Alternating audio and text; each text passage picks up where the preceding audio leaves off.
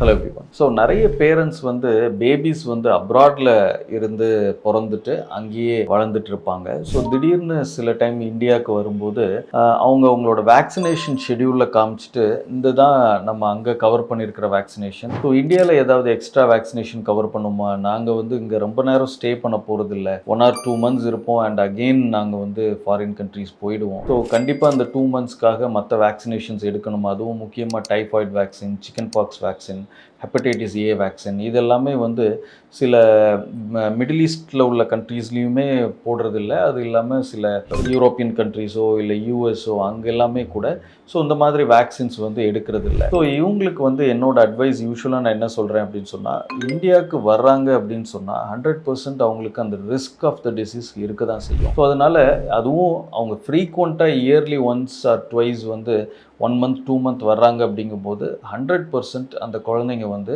Indian vaccine ஷெடியூலுக்கு ஏற்ற மாதிரி அவங்க கேட்சப் பண்ணி எல்லா வேக்சினையும் கவர் பண்ண வேண்டியது ரொம்ப ரொம்ப அவசியம். ஸோ அந்த ஸ்பெசிஃபிக் டிசீஸ் ப்ரொடெக்ஷன் வேணும் அப்படின்னு சொன்னால் அவங்க அந்த வேக்சின்ஸ் எடுத்து தான் ஆகணும். தேங்க்யூ.